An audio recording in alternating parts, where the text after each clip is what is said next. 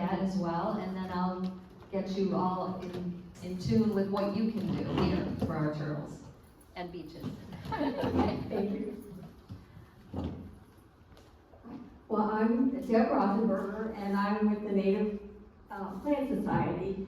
And you all just made my job easy because now you know the importance of these dunes.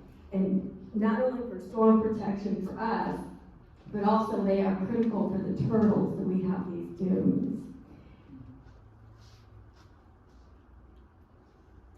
So I got interested in native plants. I was a kindergarten teacher. I've been another kindergarten teacher tonight. Same thing, we teach the life cycle of monarch butterflies in kindergarten class. And I was doing that. We were enjoying the butterflies and the caterpillars, and someone explained to me that I was using the wrong kind of milkweed. And the milkweed I was using was not a native Florida milkweed, and it actually spread disease in the caterpillars and the monarch butterflies, and it was very bad to use. So that got me interested. I contacted the Native Plant Society, and they haven't been able to get rid of me since. I just found it all so interesting, and I love native plants. And then about 2 years ago, I was delivering some native plant materials to Barb Driscoll, one of your residents on Sunset Beach.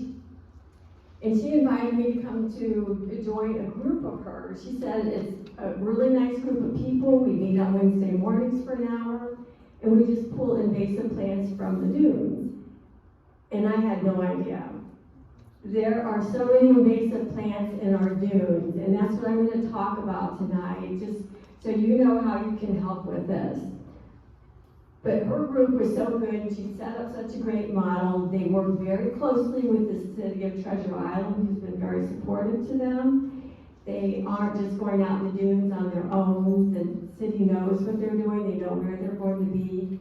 And you have Barbara Driscoll and Marsha Ward, very knowledgeable about the native plants on the dunes, what should be taken out and what should be left.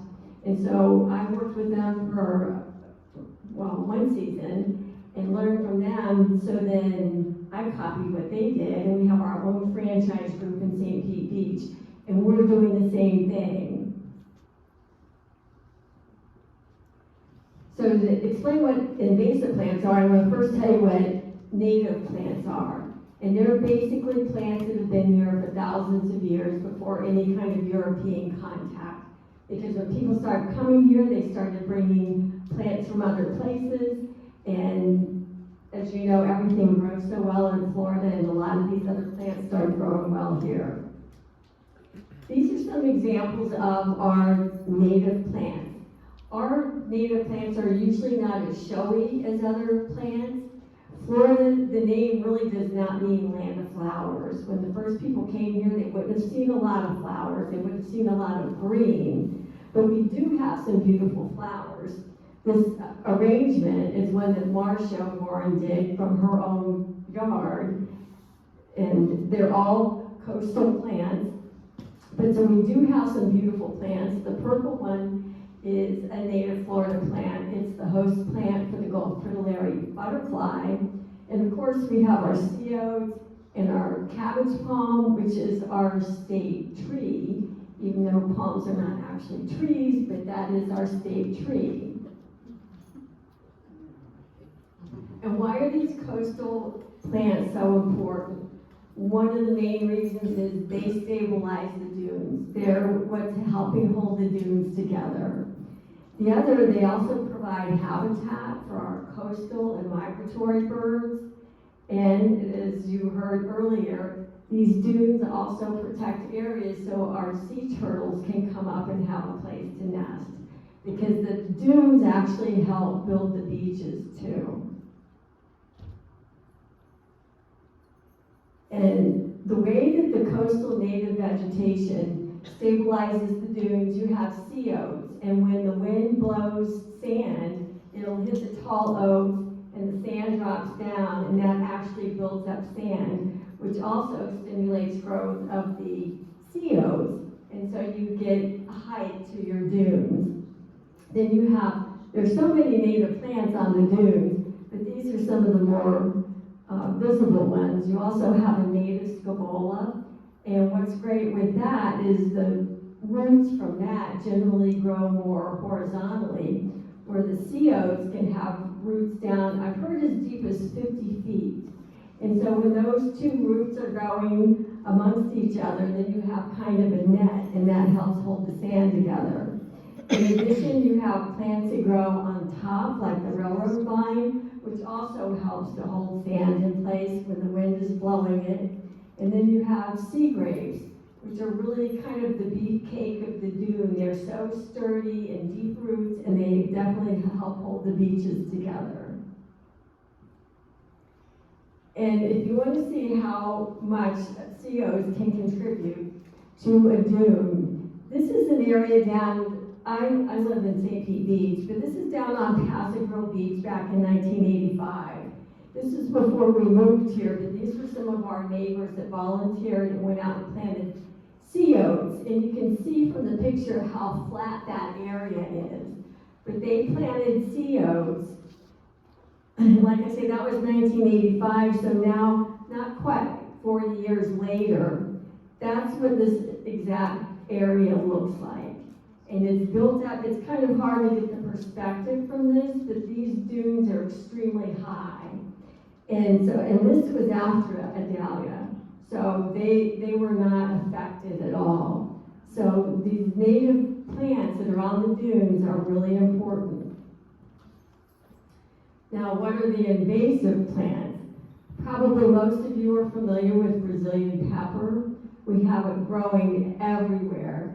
And why it spreads so much is because all these red berries that are on it, birds will eat those, and then they fly all over the state and poop them out. It could be in the dunes, it can be in our mangrove islands, but it is a pest that they don't think that they will ever eradicate from Florida.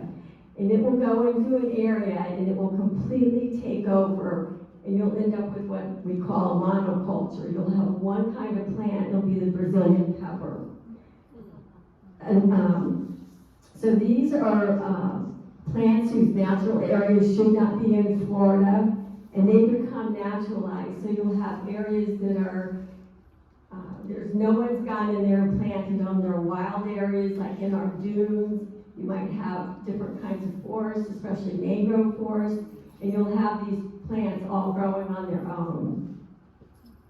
This is another one that's really bad, is a carrotwood tree. And I know when we first moved here, the city of St. Pete Beach had an adopt-a-tree program. And we planted 3 carrotwood trees in our yard, not knowing. And at the time, the city of St. Pete Beach didn't know either. And that's the problem with most of the invasives now, is people don't know. And so what we're mainly trying to do is help people become aware of what's invasive, and whenever you can, to use a Florida native plant. These are some of the common invasives. We find all of these in the dunes. And they're also available for sale at the big box stores. So on the far left, you have fountain grass. When you leave here, you will start noticing that everywhere, because it's propagated by the wind blowing the seeds, and it grows along the road. It just grows in every crack that a seed lands in, but it also grows in the dunes, and it outcompetes even the COs. And it has shallow roots, so in a storm, it's not going to be good. It'll get washed away instead of our COs that have the deep roots. But it spreads so easy, so that's what our Dune Savers group do. We mostly are pulling out fountain grass. But then there's another awful little plant called Mother of Millions. And in the top picture, you can see there's all these little nubs on the plant. Each one of those, they're called plantlets. And they break off, and each one of those little plantlets forms another plant. And the picture at the bottom with the tape measure shows you all the millions of little baby plants that are there, and no other native plants can start growing up there. So they just make these blankets, and it is a lot of work to get all these out. But fortunately, you can pull them out easy, but it takes a lot of time to get all of them. And then another one I'm sure you all seen for sale at garden places is asparagus fern. And you can see from the picture on the very far right, just that one little sprig, the kind of root system that it has on it. That those nodules, they spread, and then also little needles off of there. You need gloves when you do this because they have thorns. But all those that break off, they also form more plants.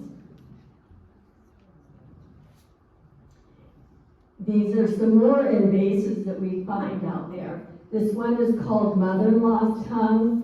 This wasn't right on the beach, although they are in the beach. I know they have all these female names for all the terrible plants. But once you have one or two, you'll have hundreds of them. And in this particular spot, this is on the Bayway, there's the mother-in-law's tongue is just, the mother-in-law's tongue is gone crazy. But right behind it, you can see carrotwood trees starting to grow. And I promise you, they were not planted there. It's just the seeds get dropped, seedlings grow, and these trees grow fast. So, and here's another example of the carrotwood trees. Some more invasive, there's a cardboard palm. I'm sure you can go to Lowe's or Home Depot and see these for sale. Sadly, this used to be on the Florida Friendly list because it doesn't take much water, it grows easily, but now it's become invasive and has started to spread. Just another reason why I always use a Florida native plant if you can. The picture on the bottom shows some of the cardboard palm we pulled out of the dunes. And it definitely will outcompete because it grows very fast, so our native plants can't compete with it. There's also another invasive called the showy rattlebox, which is a very pretty plant, but it spreads, it takes over. And the last one I'll show you is, there's two examples of scabola. One is non-native invasive, and the other is the native. The non-native, it's huge, and it will take over.